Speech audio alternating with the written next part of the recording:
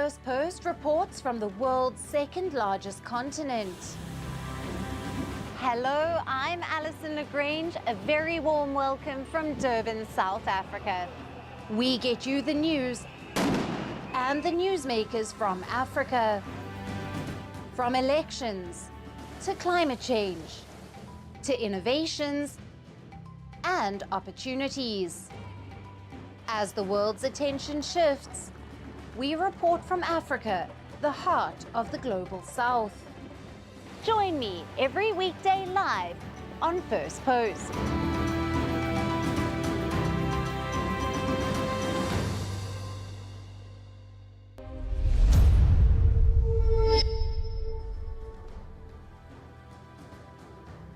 Hello and welcome to Firstpost Africa, where we get you the top stories from the continent and from across the world. I'm Alison Lagrange, coming to you live from Durban, South Africa. First, let's take a look at the headlines. Explosions echo in Kiev as Russia launches a missile attack. At least one person reported dead and several buildings damaged across the Ukrainian capital. A delegation of senior US diplomats arrives in Syria to hold talks with the new Islamist-led rulers. This is the first formal US diplomatic mission since Bashar al-Assad's ouster. Multiple students and a teacher were injured in a stabbing attack at a primary school in Croatia's capital of Zagreb. The attacker is in police custody. China takes a jibe at Australia over Canberra's aid to Solomon Islands. Beijing says no country should regard the Pacific island nation as its own backyard. And Malaysian government agrees in principle to resume the search for the MH370, a passenger jet that vanished 10 years ago in one of aviation's greatest mysteries.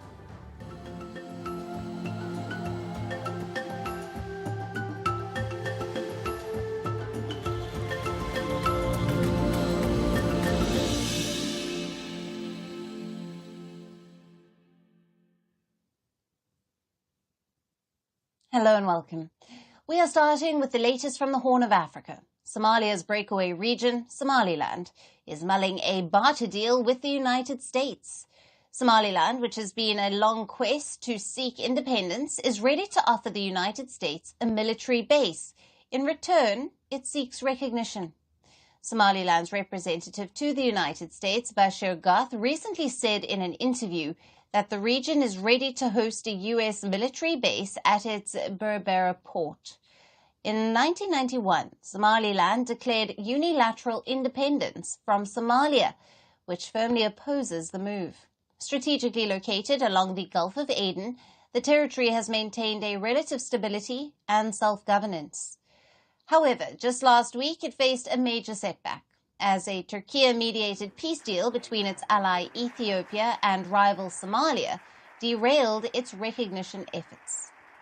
In January this year, landlocked Ethiopia agreed to become the first nation to recognize Somaliland in exchange for its strategic Berbera port and part of its coastline. The deal triggered a strong condemnation from Somalia, stoking tensions in the Horn of Africa region.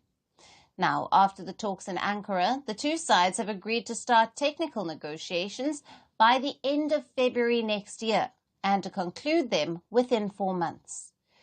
Though they have not provided much details, Ethiopia has agreed to cancel the deal with Somaliland, and instead it will get its much-needed sea access from Somalia. So, as Ethiopia turns away from its promise, Somaliland is pivoting to the United States. And it all comes down to how the incoming President, Donald Trump, will view the Horn of Africa. Experts say that Donald Trump could show interest in this barter deal. Granting recognition to Somaliland gives the U.S. a military in the critical Gulf of Aden region. Now, reports say that some Republicans have also advocated for the recognition of Somaliland as an independent state. If the deal goes through, it would strengthen America's influence in the region. U.S. could also monitor arms trafficking and track Houthi rebel activities in Yemen with the base. More importantly, it would give Washington a big leap in countering China in the Indian Ocean. Now, this as a key military base in the tiny neighboring nation of Djibouti. Beijing uses it to bolster its security interests in Africa and the Indian Ocean, increasing its economic and military footprint. The US has also a permanent military base in the region, but the port of Berbera in Somaliland could be an additional advantage and give Donald Trump a trump card against China. However, there are factors that can also hinder Somaliland's prospects of recognition from Trump. One of them is Egyptian President Abdel Fattah el-Sisi, who is an anti-Somaliland leader and also a Trump ally. Now, Egypt has backed Somalia on the issue, so it is uncertain if Trump would be willing to jeopardize ties with Cairo for a base in Somaliland.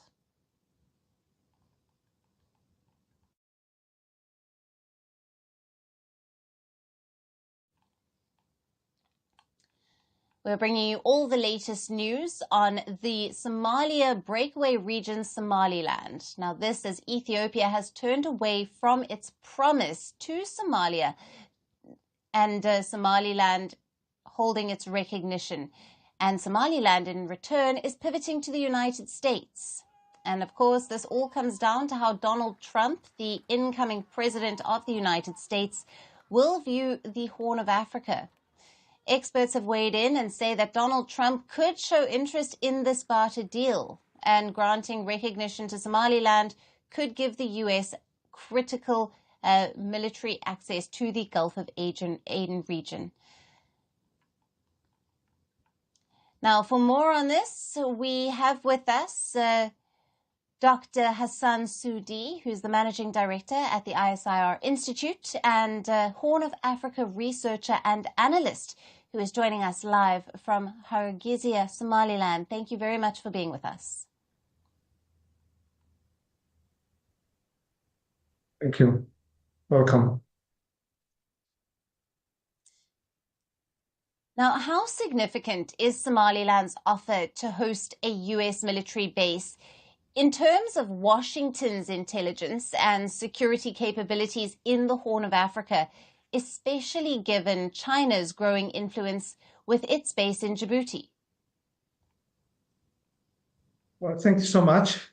So, Somaliland has already offered a military base to the United States, and from 1978 up until the end of the Cold War, 1991, when Somalia went into a civil war. And more recently, there have been a new trend on the media that there is a discussion between the United States and Somaliland on offering a military base in Berbera, a strategic location that looks a critical waterway that hosts about 15% of the global trade and 12% of the global energy, where there have been political instability and insecurity in the Middle East, particularly the Gulf crisis, the Houthi movements in Yemen, but also more recently the renewed conflict or the escalated new conflict between Israel and Palestine, and this has been and more recently has been significantly trending that there is a possibility of relations to happen between the two, and it had significant importance to the United States. Right. And Doctor, what are the potential geopolitical repercussions if the US were to recognize Somaliland as an independent state? And how might this impact relations then with Somalia and other regional players? Well, and one question that actually needs to be briefly discussed is about what is the new policy, or what will be the new policy to be put forward by Trump in relation to Somaliland. Is it going to be total recognition of Somaliland statehood, or is it going to be another arrangement that at some point the United States has employed in relation to Somaliland, Puntland, and also the South Central Somalia. So so far, it's not clear what the deal would look like. Is it going to be full independence for Somaliland sovereignty, or is it going to be a special arrangement that will not be about recognition, but is still possibility of hosting American presence, including intelligence and the military in Somalia. So if we assume that it's going to be a total independence, then there is going to be significant geopolitical impacts or outcomes. And at some point, the Horn of Africa and Somaliland then is going to be the third secessionist that has succeeded, in addition to Eritrea of 1993 and South Sudan of 2011.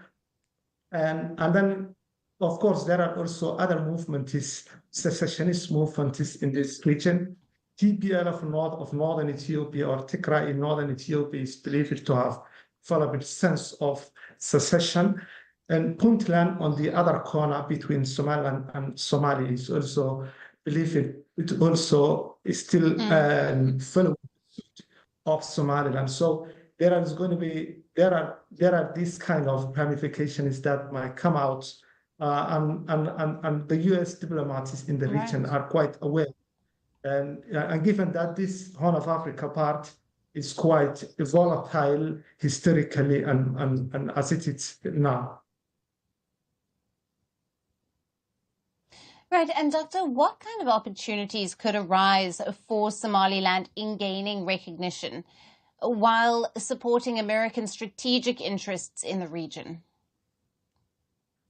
Well, for Somaliland, this is going to be a significant milestone. And since almost for about 3 decades, Somaliland has been looking for recognition from the international community, but no one has offered it. So this is going to be a significant milestone, and where Somaliland is progress in terms of diplomatic and successes, economic development is, and also because on the other hand, also Somaliland has maintained a significant peace building and democratization credentials, which has been lacking significantly from the Horn of Africa part. So that's going to be significant and building on the foundations that Somaliland has already achieved. Right. But also,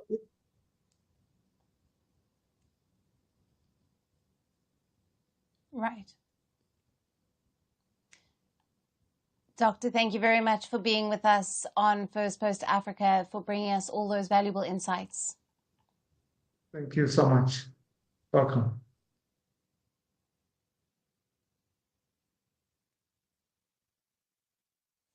And shifting our focus now to West Africa, where a deadly stampede in Nigeria during a Christmas fun fair has sent the nation into mourning. At least 35 children have been reported dead and 6 others were seriously injured after a stampede took place during a fun fair at a school. Over 5,000 children had gathered at the fair, where organizers had promised to provide food, scholarships, and cash handouts. The incident took place at a high school in the southwestern city of Ibadan, which is Nigeria's 3rd largest city and located in the Oyo state. The organizers of the event in Ibadan had promised to give out 5,000 naira, or about $3 each, to the children and to make food available for free to the attendees. But as the organizers arrived and the event began, it turned deadly, with the attendees rushing to get hold of the free food and gifts. Several children who were injured were immediately rushed to nearby hospitals, and parents were asked to check for missing persons. Several security forces were also deployed to control the situation at the school and to prevent any further casualties. Speaking after visiting the victims of the stampede, the deputy governor of the Oyo state, where the incident occurred, said that the state government was not aware that such a large-scale event was happening and that no security apparatus was involved. Oyo state government did not know anything about the organization of this so-called free jamboree. I don't know the name to call it, but the resultant effect of this very careless act is the huge death that we have recorded, unfortunately, and avoidably too. There's no way anybody in his right mind will organize an event of this nature without involving security apparatus. Following the incident, Nigeria's President Bola Tinubu extended his condolences to the families and directed relevant authorities to investigate the circumstances that led to the tragedy.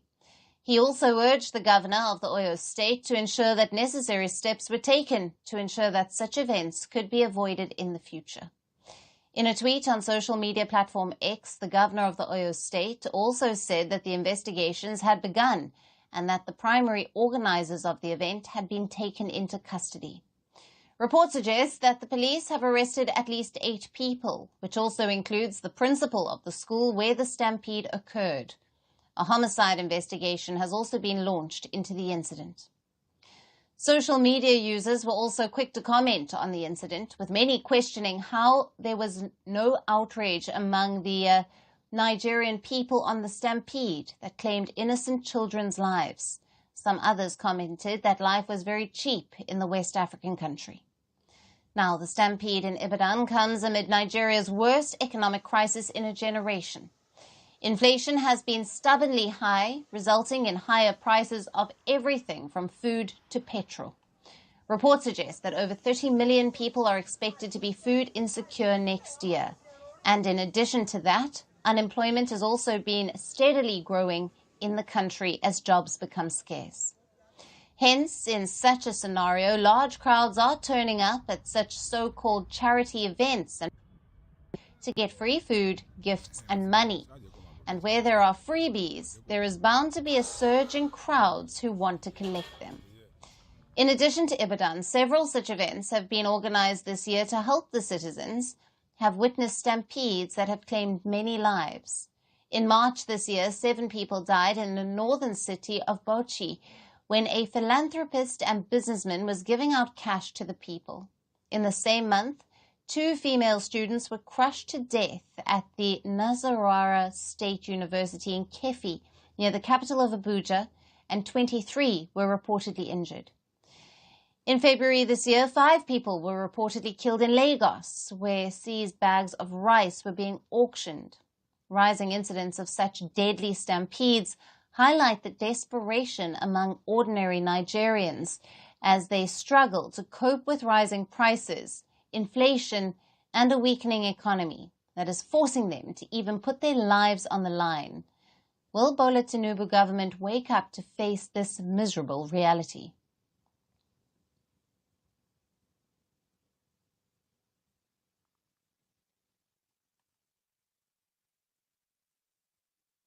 And staying on in West African region, junta-led Burkina Faso has released 4 French nationals who were held for over a year on charges of espionage, following mediation from Morocco between the West African country and its former colonizer. The 4 French nationals were arrested in Burkina Faso's capital of Ouagadougou in December of 2023 and were presented by the authorities as agents of France's Foreign Intelligence Agency, the Directorate General for External Security, or the DGSE. France, at the time of the arrest last year, had reportedly indicated that the 4 nationals were civil servants and holders of diplomatic passports and visas, but rejected that the technicians were sent to Burkina Faso for reasons other than their computer maintenance work. Since then, it had been silent on the matter. However, following the release of the 4 French nationals, France's Minister of Armed Forces, Sébastien Lecornu, said on social media platform X that they were agents of the Ministry of Armed Forces. Reports also suggest that French President Emmanuel Macron had also spoken with Morocco's King Mohammed VI and thanked him for successfully mediating the diplomatic row. But the release of the French nationals comes at a low point in Paris's relations with its former colonies in West Africa. Ties between Burkina Faso and France have deteriorated significantly after the military came to power through a coup in 2022 and forged closer ties with Russia amid a security crisis caused by Al-Qaeda and Islamic State militants. The junta, led by President Ibrahim Traoré, has since ordered France's defense attaché, ambassador and diplomats to leave, expelled French military troops in the country, has suspended some of French media outlets such as Jeune Afrique, and has also rechristened the streets and monuments that carried colonial French names in the country. However, Burkina Faso is not alone in ousting France and turning closer to Russian President Vladimir Putin. Military coups in neighboring Mali and Niger have also led to France losing its influence.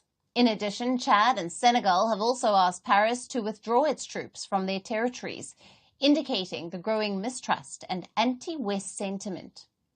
But where France is seeing its influence weaken in the West and Central Africa, its ties have improved with countries like Morocco in recent months. This has been because of France's support for Rabat's claim on sovereignty over the disputed territory of the Western Sahara. Morocco has also been looking to increase its presence in the region as Russia, China, Turkey, and the United Arab Emirates gain a foothold in Africa.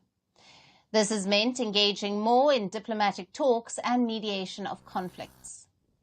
The North African country has maintained ties with the Sahel juntas and increased its influence by providing them access to the Atlantic Ocean through its ports. But now, with the release of the 4 French nationals in Burkina Faso believed to be spies, there is a possibility of a thaw in relations between the West African nation and its former colonizer.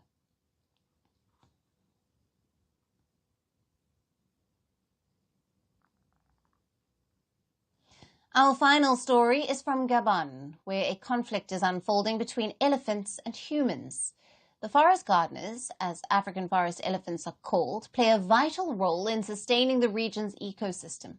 Yet their survival is at odds with local communities. With over 95,000 elephants living among more than 2 million humans of Gabon, the delicate balance between elephant protection and human welfare has come under stress. Our next story gets you all the details. The African forest elephant in the vast rainforests of Africa's Congo Basin. These giant feet tread a path of life unique to this region. As elephants graze through this land, they help forest vegetation to shrug off some seeds on the ground. These unique feeding habits give these creatures an envious reputation in the animal kingdom, that of the forest gardeners. More than half of the world's African white elephants live in Gabon. The Central African nation is home to over 95,000 such elephants. The human population of Gabon is just a little over 2 million. In the recent times, climate change and human activity has taken a massive toll on the natural habitat of these elephants. The forest gardeners now tread through the fields of corn and cassava. And with each giant step inside human settlements, these trumpeting calls voice out a haunting symphony of survival and encroachment. The living example of human-elephant conflict is this village of Bakausu. It's a small scattering of wooden huts surrounded by lush forests. The residents do not see these elephants as forest gardeners, but destructive intruders trampling on their livelihoods. I don't know what the government is protecting, human beings or animals. I don't know what the elephant is worth to them. This is the thing that we need to explain a little. What does the elephant do for the state in relation to human beings? As encounters with elephants loom large, fear takes root alongside frustration. For villagers like Viviane, the threat is not just financial but also existential. We support our children with agriculture.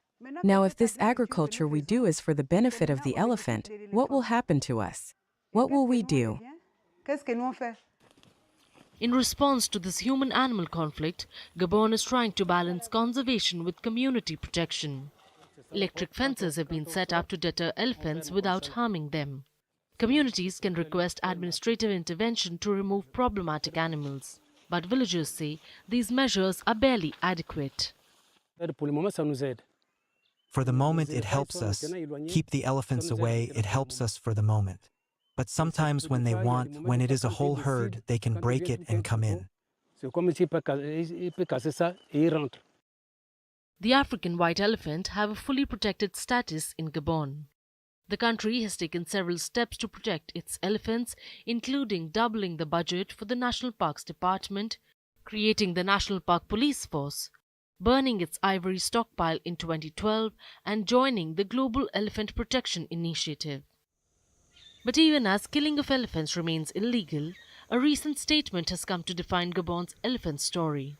Last December, transitional President Brice Oligui Nguema publicly sided with communities impacted by elephant incursions. The Gabonese leader said elephants could be killed for self-defense. His remarks resonated with villagers but sparked deep concerns among conservationists. When the president said shoot them, he was referring to self-defense. It's true that the message was passed on a bit like this. It was strong with the populations, but it was self-defense. So when you are facing a danger caused by an elephant, it is normal to defend yourself. Killing elephants, even in self-defense, means undermining decades of conservation efforts. Experts warn that losing the forest elephant could have consequences for Gabon's much-prized forest ecosystems. Gabon is now becoming, in terms of area or space, that has forest elephants as a country of refuge.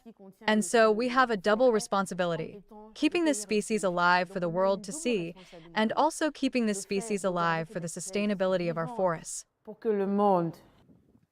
As the sun sets over Gabon's forests, the forest gardeners merge with the shadows of villages they encroach upon. For now, this human-animal conflict remains unresolved. It is a challenge that asks, will the fragile trust between humanity and nature collapse under the weight of unsustainable demands of human existence? And that's it on the show for today. We will see you again at the same time on Monday. Thank you for watching. Have a great weekend and goodbye.